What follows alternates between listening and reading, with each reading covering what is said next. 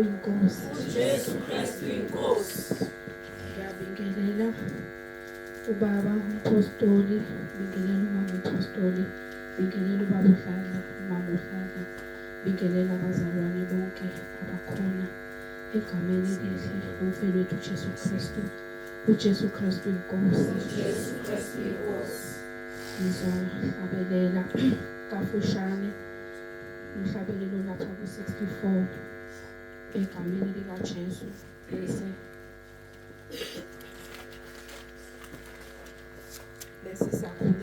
sizokhuleka nje sonke egameni likaJesu. Jabulani Sesingabantwana abenkosi sesingofana sibonga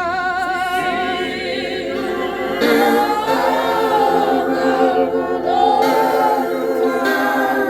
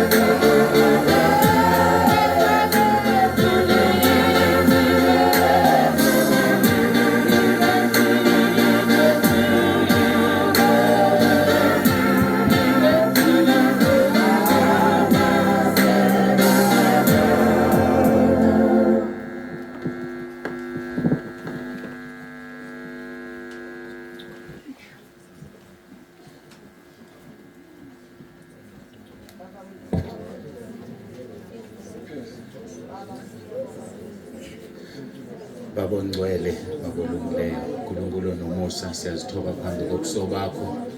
Siyabonga usihlanganisa ngale ndlela kule ndawo yaseMyudeni. Sibonga usigcina endleleni yonke, siqhamuka ezindaweni ezihlukeneyo ezikude naseduze. Ngiyakhuleka uNkulunkulu nomusa ukuba ube phakathi kwethu ngomoya wakho engcwele. Sinikela kuwena lenkonzo ngegama elinamandla lenkosi yethu Jesu Kristu ophilayo. Sisho isivumo sethu sithi uJesu Kristu inkosi phezu kwale ndawo, phezu kwaleli tende, phezu kwale ndawo sifafaza igazi lakho, phezu kwetende nangaphakathi siqalekisa umoya wobuthongo, umoya wokulala, siqalekisa wonke amadimoni awanasabelo wathumela esihogweni. Ngiyakhuleka ke Nkosi ukuba uyiphathe ngesakhe isandla lenkonzo moya ongcwele, siyakumema moya weqiniso, moya kaBaba, moya wenkosi uJesu, siyacela ubuse inkonzo ihambe ngokwentando yakho. Siyabonga ke Nkosi, sinikela uqobo lwethu kuwe, unguNkulunkulu ongahlulwa lutho. Udumo lonke silinikeza wena, ngoba wena wedwa odalile izulu walendlala, udala umhlaba ophanyekezeni. Sisho sonke sithi uJesu Kristu inkosi, uJesu Kristu inkosi phezu kwale ndawo, uJesu Kristu inkosi. Amen.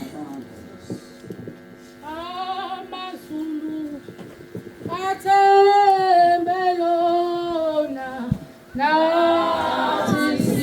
nathi sizwe.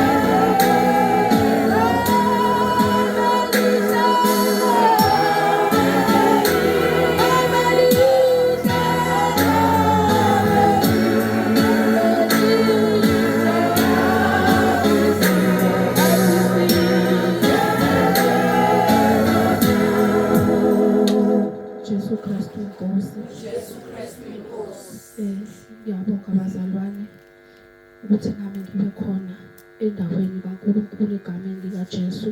Njengamanje sizocela uBaba uDladla ezokwamukela egameni likaJesu.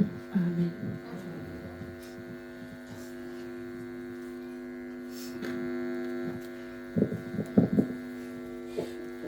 Ekhaya elihle nantiya silibona amehlo isiya asinyane masinyane siyake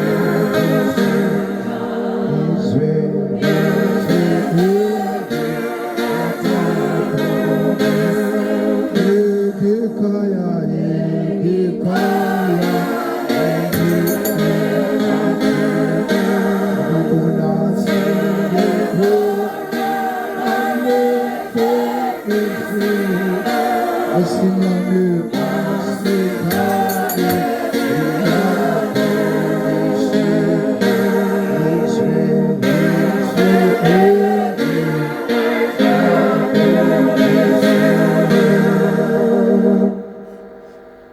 uJesu Kristu inkosi, uJesu Kristu inkosi, uJesu Kristu inkosi, uJesu Kristu inkosi, uJesu Kristu inkosi, uJesu Kristu inkosi.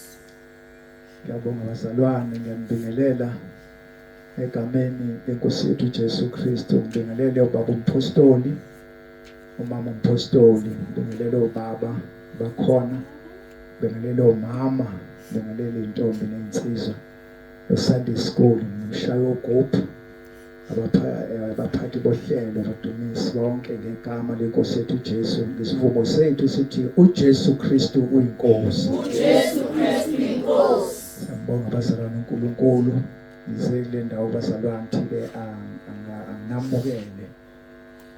Kukho ukumukela umuntu kuma esekhaya. Nje-ke mawususongenile phakathi kwale ndawo sithi hayi khululeka usekhaya. Siyabonga ukufika kwakho, siyambonga uNkulunkulu enithwalile esindleleni zonke nafika kule ndawo endaweni yakithi ke sinanesimo ke sezifo ekhona khona nje emndenini sinomngcwabo khona namhlanje kwasho ukuthi ke asakwazi ukuthi ke sihlehlisa inkonzo sahlukana phakathi kodwa ke siyabonga abazalwane ukufika kwenu, siyambonga uNkulunkulu ukuthi ukwazile ukuthi anigcine. Sithi ke khulekani bangani zakwethu, sithemba uNkulunkulu uzoba phakathi kwethu futhi hayi ukuthi siyathemba siyamazi ukuthi uhlale khona phakathi kwethu masimfuna ngenhliziyo eziphelele. Bazalwane lana ke sinendawo nje lapha mangabe umuntu efuna ukuya endlini encane nansi indlu lapha ngenzansi akangakwazi ukuthi khona ukuzikhulula kubhekeke nje bazalwane indlu entshe esanda kwakhiwa azange nathi sihlole ukuthi uhamba kanjani kodwa sithemba ukuthi hayi ngeke ukujibeke phakathi ukuze umuntu aye ayilindele ukuthi mhlambe ngaba khona angavele nje ungene njengetoilet olijwayele kodwa siyathemba bazamdaya ukho kuzokonakala.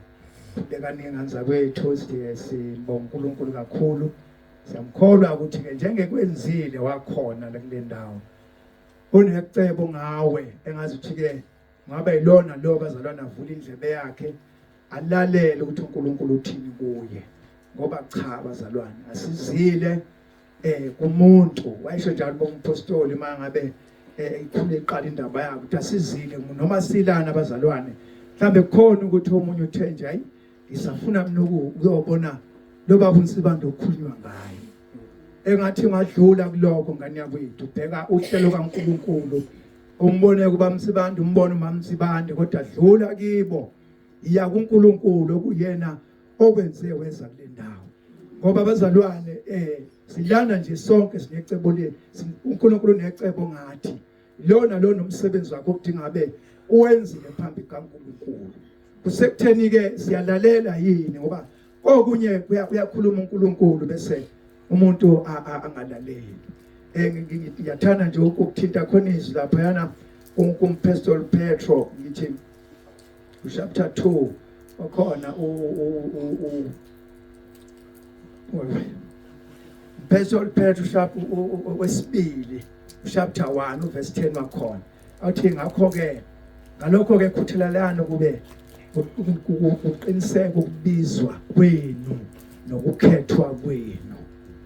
Ayi mzalwane mangakwazi uqinisela kuloko ukwenze iqiniseke ukuthi wena ukhethiwe futhi ubiziwe, ukwenze iqiniseke ukwenza kanjani lokho na makukhona lesi sikhathi ukuza phambi kaNkulunkulu lalela ukuthi uNkulunkulu uthini kuwe, ngoba ngomoya wakhe uzokhuluma kuwe eqondisa wena kuphela ufuna ukulalele bese wena njengaleyo ndlela uNkulunkulu akakhuluma ngayo. Siyabonga kakhulu ke bazalwane, ngibuyisela ke kumphathi wohlelo uJesu Kristu uyinkosi. uJesu Kristu uyinkosi. Ozama singe